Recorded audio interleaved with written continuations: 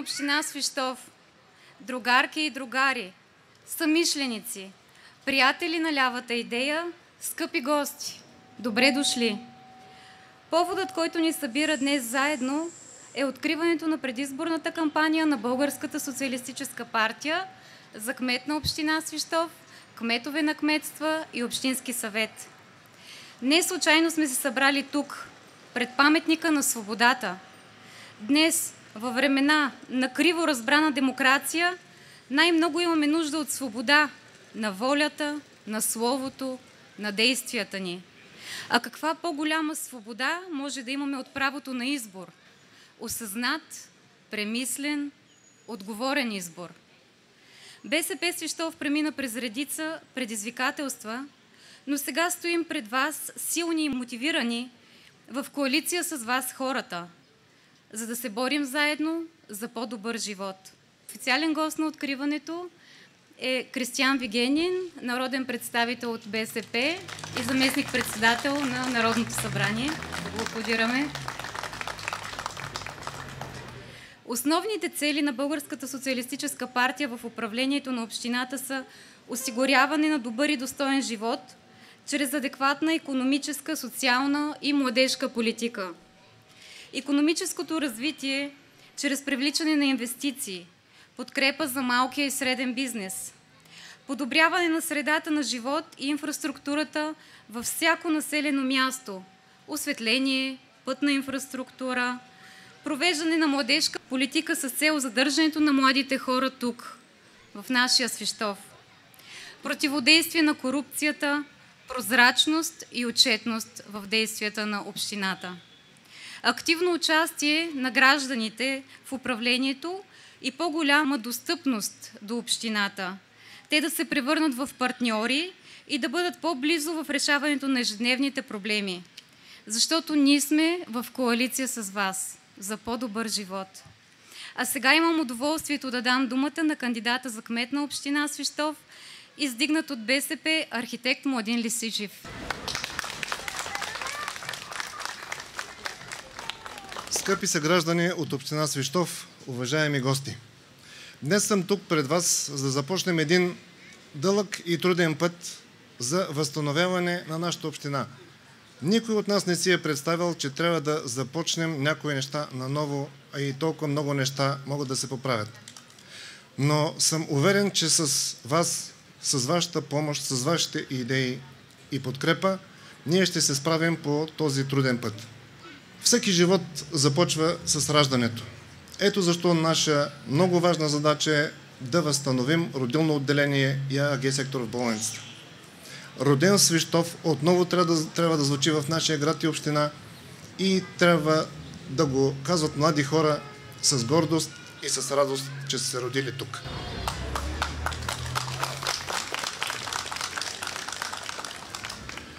Навсякъде, където сме обсъждали с наши съграждани проблемите на общината, виждаме липсата на млади хора като голяма болка. Много е смело и много трудно, но взехме решение да опитаме да открием едно ново училище.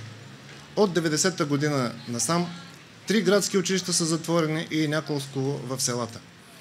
Ние ще положим всички усилия да открием едно училище по роботика и индустриализация, за да може да бъде адекватно на тези разработки, които в момента смятаме за актуални в общината. Знаете, че познавам града добре, познавам и общината. Това се дължи на моята професия и на моята дългогодишна работа. Мога да ви говоря с часове, да отправям дълги критики, мога да ви говоря и по темата за плувния басейн и за ред други неща. Но по-добре да ги прочетете спокойно, по-добре да помислите с какво и с какви идеи може да подпомогнете нашата работа. Накрая искам да кажа на тези хора, които се колебаят дали да гласуват, които не могат да намерят смисъл в избора, в пускането на бюлетина. Тези, особено които считат, че който и да бъде избран за кмет, нищо няма да се промени. Не е така. Може да се промени и може да се промени с енергията, с идеите и помощта на всички хора, на всички вас, които сте тук. Аз ви благодаря за подкрепата, благодаря, че сте тук и ви приканвам с номер 1, което е нашия чудесен късмет, подарен от съдбата, да гласуваме за промяна в нашата община. Разчитайте на нас. Благодаря ви. Благодаря, архитект Лисичев. Местният парламент има нужда от общински съветници, които да осъзнават, че тяхната роля е да бъдат близо до хората, да се ангажират с проблемите им. Общинският съвет трябва да се състои от подготвени и отговорни хора, професионалисти в областта си. Затова ние наблягаме на опита, но и съзнавайки, че приемствеността между поколенията е изключително важна, залагаме и на младостта. Всеки един от кандидатите за общински съветници осъзнава своята отговорност и ангажираност, която изборът му носи. Листата ни се състои от 23 души. Водач на листата съм аз, София Вергилова, доктор по икономика, работя в аутсорсинг компания. На второ място е архитект Лисичев, кандидат за кмет. На трето място ще помоля колегите също да дойдат да се присъединят към нас. Димитър Пантелеев, икономист и дългогодишен директор на Unicredit Булбанк.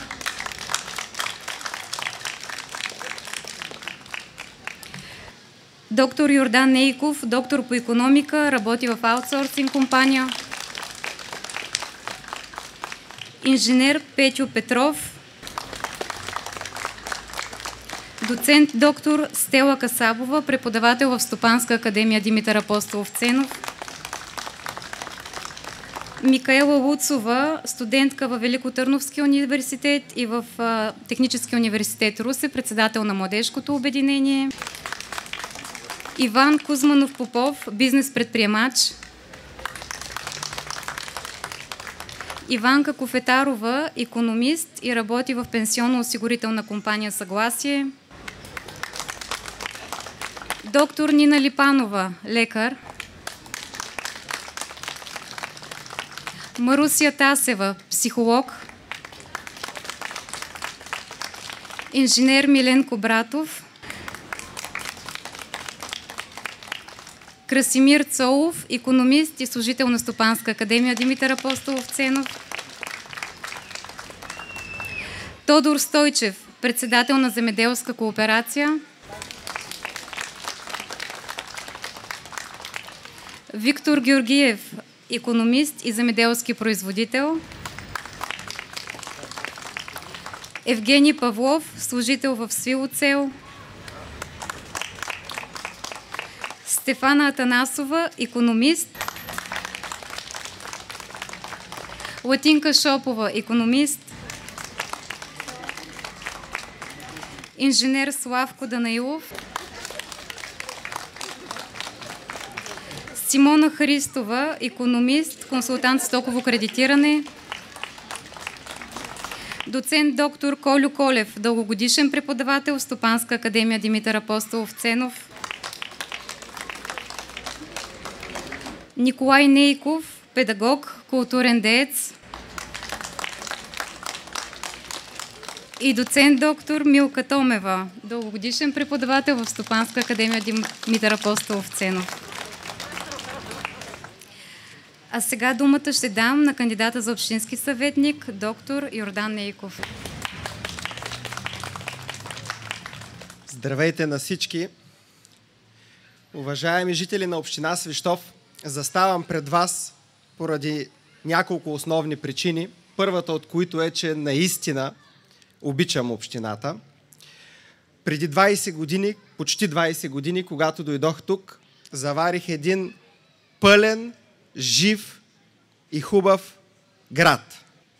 Почти 20 години по-късно съм женен с дете, чакаме и второто, и виждам обаче града празен. И проблемите трябва да се назоват с истинските им имена. Градът се топи и всички имаме познати приятели и роднини, които търсят препитание в чужбина, по София или някой друг голям град. Хубавото е, положителното е, че в следващия мандат, а и малко отвъд, се очертават няколко възможности, с които това да се промени. Едната възможност е плана за възстановяване и устойчивост. Другата възможност е предвид геополитическите събития и обстановката, инвестиции от далечния и от по-близкия изток се връщат обратно в Европа и държавите от източна Европа ще бъдат конкуренти за тях. Трябва да се сформира един работещ, млад, мотивиран, професионален екип, който да успее да ги привлече. Заставам пред вас, защото ще работя наистина за това. Искам да видя едни жители на община Свищов образовани, здрави и финансово стабилни. Благодаря ви.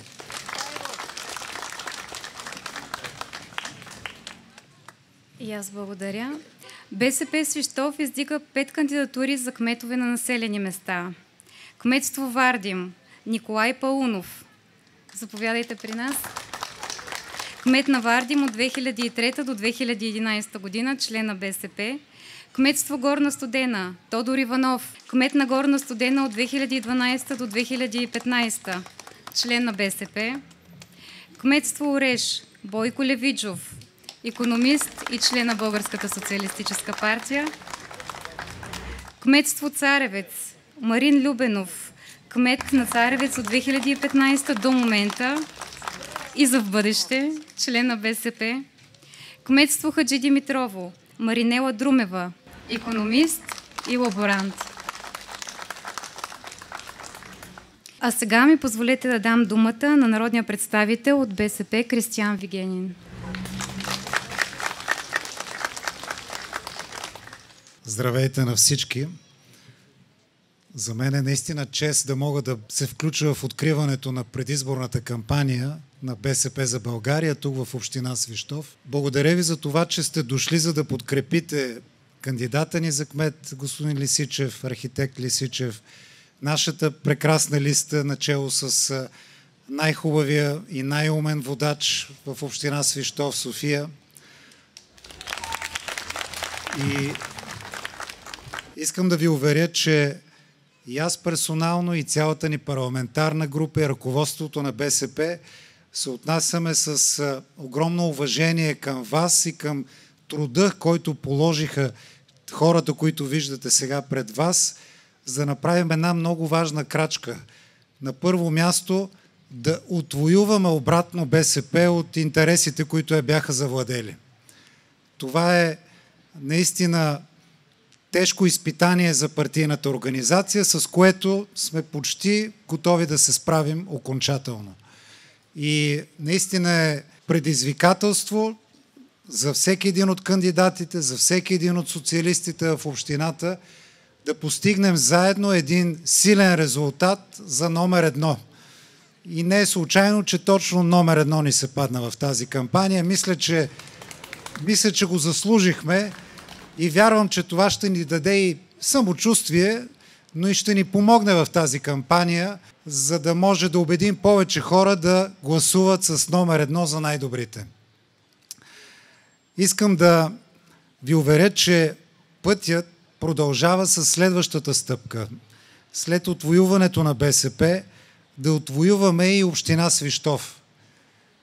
Може би не е момента за силни думи, но истината е, че видяхме в тези години, последните години и буквално сега, преди кампанията, как едно предателство води след себе си други предателства. Как за много хора се оказа, че е по-важно да споделят софрата на кмета, а не да споделят идеите и принципите, които са ги довели в нашата партия.